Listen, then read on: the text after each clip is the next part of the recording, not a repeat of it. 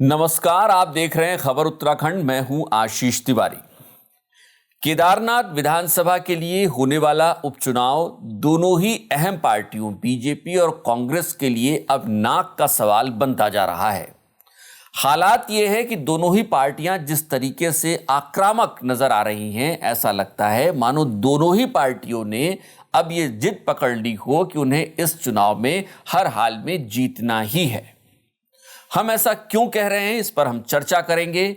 प्रत्याशियों के नाम पर किस तरीके से घमासान मचा हुआ है और कैसे प्रत्याशी लगातार देहरादून में डेरा डाले हुए हैं, इस पर भी हम चर्चा करेंगे। लेकिन उससे पहले अगर आप हमारे चैनल पर नए हैं तो चैनल को सब्सक्राइब कर लीजिए और अनुरोध है कि बेल आइकन भी जरूर दबा लीजिए, इससे हमें प्रोत्साहन मिलता है।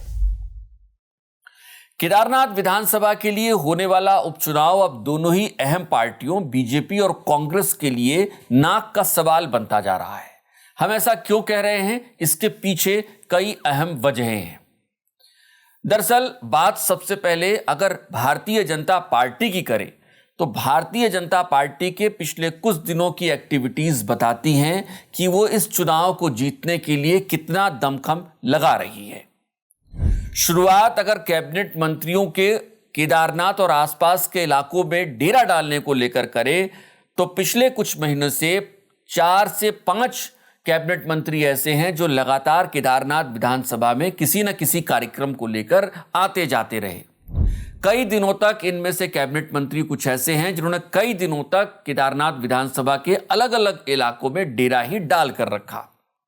जाहिर सी बात है कि धामी सरकार केदारनाथ विधानसभा के लिए होने वाले उपचुनाव में अपनी पूरी ताकत को झोंक देना चाहती है और यही वजह है कि खुद कैबिनेट मंत्रियों की ड्यूटी लगाई गई कि वो हर हाल में ये चुनाव जीते पार्टी, इसकी एश्योरेंस दें, इसको तय करें।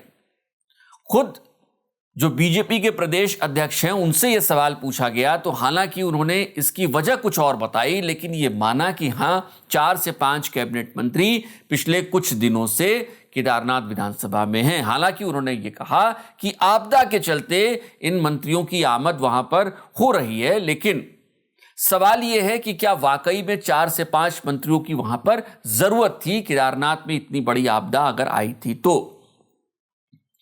इसके बाद केदारनाथ विधानसभा में अगर भारतीय जनता पार्टी की बात करें तो प्रत्याशियों के चयन को लेकर भी फिलहाल घमासान जैसी स्थिति बनी हुई है। 6 नामों का पैनल तैयार किया गया है और दिलचस्प यह है, जो अंदर खाने की सियासी गलियारों की खबरें हैं वो ये बताती हैं कि भारतीय जनता पार्टी के जो संभावित उम्मीदवार हैं उनमें से 4 उम्मीदवार ऐसे हैं, संभावित उम्मीदवार जो अपना पूरा दमखम लगाए हैं। उनकी अपनी अपनी लॉबी देहरादून से लेकर दिल्ली तक ये दम लगा रही है कि इस बार टिकट उन्हें मिल जाए। जाहिर सी बात है कि जो पार्लियामेंट्री बोर्ड है, केंद्रीय पार्लियामेंट्री बोर्ड, जो ये तय करता है कि किसी चुनाव में किसे टिकट दिया जाएगा, किसे प्रत्याशी के तौर पर उतारा जाएगा, उसके लिए प्रत्याशी का चयन करना आसान नहीं होने वाला है। ऐसे में बीजेपी, इसीलिए हम कह रहे हैं कि बीजेपी में टिकट के लिए घमासान जैसी स्थिति बनी हुई है। ऐश्वर्या रावत, जो शैला रानी रावत जिनका निधन हुआ, जिनके निधन से यह सीट खाली हुई है, वो इस टिकट के लिए बहुत तेजी से दम लगा रही हैं। कुलदीप रावत जो पहले भी यहां से इंडिपेंडेंट लड़ चुके हैं और फिलहाल बीजेपी में शामिल हो चुके हैं, वो भी दम लगा रहे हैं। ये वो तमाम नाम हैं, कर्नल कोठियाल का नाम भी सामने आ रहा है जो दम लगा रहे हैं। फिर यहां से 2 बार विधायक रही आशा नौटियाल का नाम भी सबसे आगे चल रहा है। जाहिर सी बात है कि बीजेपी के लिए उम्मीदवार चयन यहां पर बहुत मुश्किल है और दूसरी तरफ से जब संभावित उम्मीदवारों की लॉबी भी काम कर रही है तो यहां पर मामला और पेचीदा होता दिख रहा है।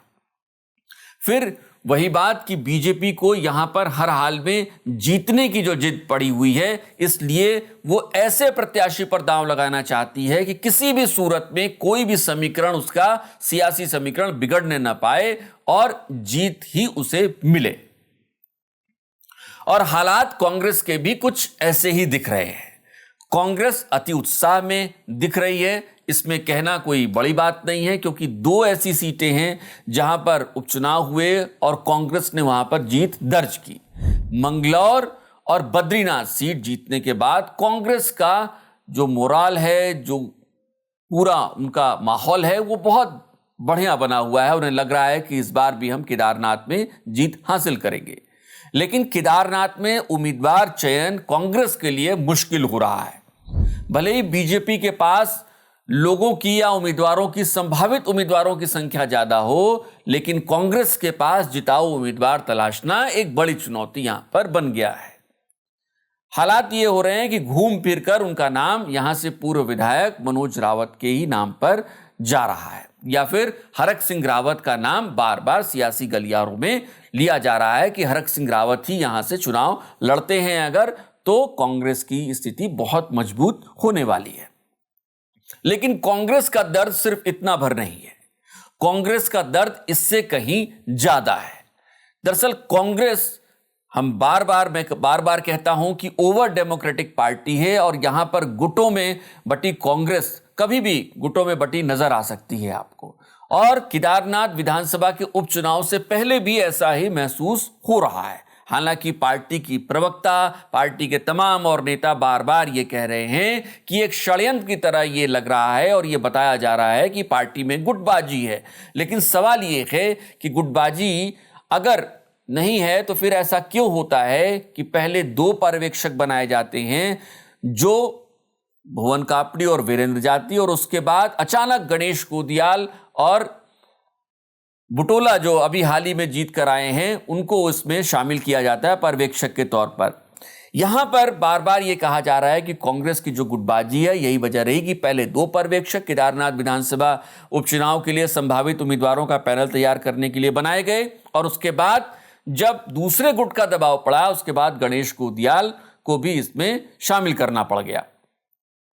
अब कुल 4 पर्यवेक्षक हैं और उन्होंने वहां केदारनाथ में डेरा डाला है, और अब वो कांग्रेस कार्यकर्ताओं से और स्थानीय लोगों से फीडबैक लेंगे और उसके बाद तय करेंगे कि वो किन किन संभावित उम्मीदवारों के नामों का पैनल तैयार करें और उसे कांग्रेस आला कमान को भेजें, और वहां से हरी झंडी मिलने के बाद उम्मीदवार को मैदान में उतारा जाए।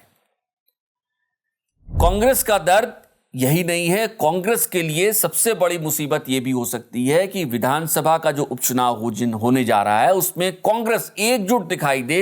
खास तौर पर करण माहरा के लिए बड़ी चुनौती है, क्योंकि करण माहरा पिछले कुछ वक्त से ऐसा लग रहा है कि कांग्रेस आलाकमान, या सीधे तौर पर कहें तो कांग्रेस की जो प्रदेश प्रभारी हैं कुमारी शैलजा के साथ उनकी ट्यूनिंग बहुत अच्छी नहीं चल रही है। भले ही करण माहरा राहुल गांधी और सोनिया गांधी के साथ या फिर मल्लिकार्जुन खड़गे के साथ उनकी ट्यूनिंग बहुत अच्छी हो, लेकिन कुमारी शैलजा के साथ उनकी ट्यूनिंग अच्छी है, ऐसा कहने में थोड़ी मुश्किल सामने आ रही है। पर्यवेक्षकों के इस घटनाक्रम के बाद ये चीजें और मजबूत, ये जो कयास हैं वो और मजबूत हो रहे हैं कि शायद करण माहरा और कुमारी शैलजा के बीच सब कुछ ठीक ठाक नहीं चल रहा है। ऐसे में करण माहरा के लिए एक बड़ी चुनौती ये भी होने वाली है कि केदारनाथ विधानसभा उपचुनाव में वो पूरी पार्टी को एकजुट दिखा सकें और पूरी पार्टी एकजुट तरीके से इस पूरे चुनाव में अपनी पूरी ताकत को झोंक सके, ताकि जो जिद है, जो माहौल 2 विधानसभा उपचुनाव में जीत का बना है, वो उनका मोमेंटम इस केदारनाथ विधानसभा उपचुनाव के लिए भी बना रहे। फिलहाल केदारनाथ विधानसभा का उपचुनाव दिन पर दिन दिलचस्प होता जा रहा है। बस इंतजार इस बात का है कि अब उम्मीदवारों के नामों की घोषणा हो और उसके बाद ये लड़ाई एक और दिलचस्प मोड़ पर सामने आए। आपको क्या लगता है इस बार केदारनाथ में क्या होने जा रहा है? आप हमें कमेंट करके बता सकते हैं। और एक बार फिर से, अगर आपने अब तक हमारे चैनल को सब्सक्राइब नहीं किया है तो चैनल को सब्सक्राइब कर लीजिए, बेल आइकन जरूर दबा लीजिए। नमस्कार।